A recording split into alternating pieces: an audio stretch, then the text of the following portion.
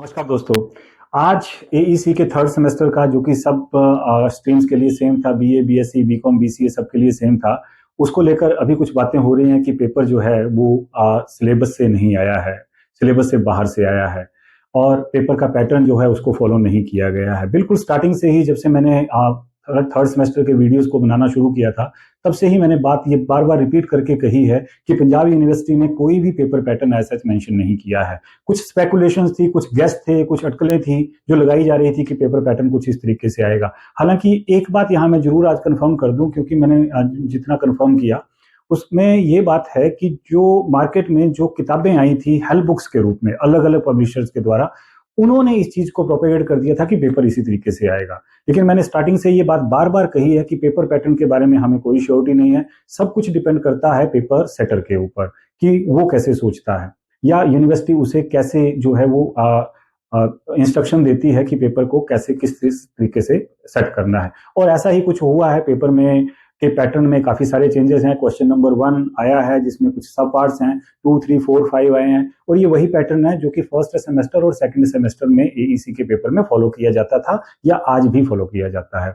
यहाँ एक बात देखने वाली है कि जिस बात को कहा जा रहा है कि आउट ऑफ द सिलेबस है या आउटसाइड द सिलेबस है, ये जो बात है ये बिल्कुल मुझे गलत लग रही है। इसके पीछे रीजन ये है कि जो कुछ भी पेपर में पूछा गया है या जो भी बातें पूछी गई हैं वो कहीं ना कहीं पर सिलेबस का हिस्सा है। ये बात अलग है कि हेल्प बुक्स ने उनको कवर नहीं किया है। ये बात भी अलग है कि उसमें से एक आधी पार्ट को मैंने भी अपने वीडियोस में कवर नहीं किया है, लेकिन फिर भी वो पार्ट जरूर सिलेबस का है। जो क्वेश्चन नंबर 1 आया था वो बिल्कुल उसी तरीके से है लगभग जिसके बारे में मैंने लास्ट वीडियो में अपने बात करी थी, जिसमें मैंने कहा था कि ये कुछ छुपे हुए टॉपिक्स हैं जिन्हें मैंने कवर नहीं किया है, यहाँ से भी पेपर आ सकता है। और पूरा क्वेश्चन नंबर 1 ऑलमोस्ट वहीं से आया था। बहुत सिंपल था। इसमें ग्रामर पोर्शन पूछा गया था, सब्जेक्ट वर्ब एग्रीमेंट टाइप की बातें थी, या सब्जेक्ट क्या है, ऑब्जेक्ट कौन सा है, या वर्ब कौन सी है, इस तरीके से पूछा गया था। एडवर्बियल्स की बात हुई थी। बहुत सिंपल था। तो उसमें मुझे लगता है कि 8 में से 5 आपके सही होने चाहिए एंड आई होप कि बहुत सारे स्टूडेंट्स ने उसको कर भी लिया होगा।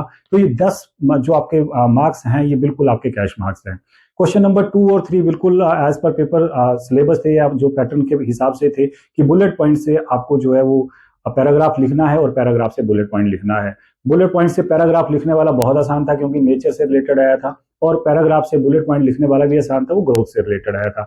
और ऐसे ही टॉपिक हमने जो है वो पिछले वीडियोस में भी डिस्कस किए थे और आपके टीचर ने भी आपको जरूर समझाए होंगे। जो बुलेट पॉइंट्स थे, 5-6 बुलेट पॉइंट्स दे रखे थे। अगर आपने उन बुलेट पॉइंट्स को एक पेज में भी कवर किया है या एक पेज से कम लेंथ में भी कवर किया है तब भी वो आपका ओके है। और जो पैराग्राफ दे रखा था उसके अगर आपने 5-6 बुलेट पॉइंट्स लिखे हैं या मेन पॉइंट्स लिखे हैं तब भी आपका जो क्वेश्चन है वो ठीक है। तो इस तरीके से देखा जाए तो 10-10 मार्क्स के ये 2 क्वेश्चन थे जहां से मुझे नहीं लगता कि पास होने में कोई दिक्कत है। हालांकि क्वेश्चन नंबर 4 और 5 जो थे वो देखने में लग रहा है कि वो सिलेबस से बाहर के थे, लेकिन ऐसा बिल्कुल नहीं है। आपकी जो ऑक्सफोर्ड ईएपी वाली बुक है, Oxford English for academic purposes, उस बुक में ये चीजें बिल्कुल अच्छे से दे रखी हैं। हाँ, ये बात है कि जो समरी वाला पार्ट है या 4 C's ऑफ समरी वाली बात है वो मैंने भी कहीं नहीं करी थी। क्यों? क्योंकि मुझे लगा था कि शायद इसमें से पेपर ना पूछा जाए।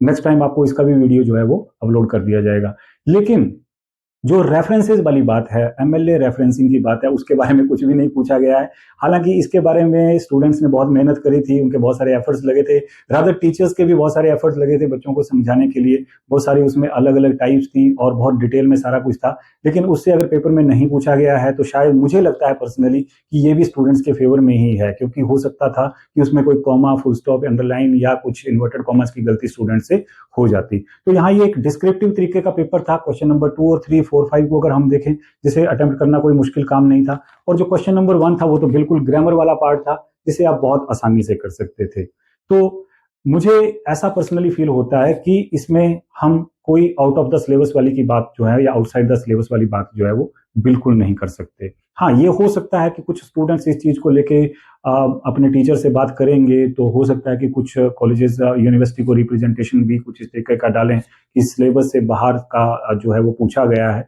लेकिन मुझे नहीं लगता कि प्रॉपर बाहर से है। हाँ, पेपर पैटर्न के साथ जो है वो जरूर थोड़ी स्पेकुलेशंस के हिसाब से या पिछले यूनिवर्सिटी पेपर के हिसाब से थोड़ी बहुत चेंजेस जो है वो किए गए हैं। तो इसमें घबराने वाली कोई बात नहीं है। मुझे नहीं लगता कि इसमें किसी स्टूडेंट को कोई दिक्कत आने वाली है, या अगर उसने मेहनत करी है, अगर उसने सारे वीडियोस देखे हैं, क्लासेस उसने अटेंड करी हैं और उसने सारी चीज को समझा है, तो पास होना मुझे नहीं लगता कि इसमें कुछ कोई मुश्किल काम था।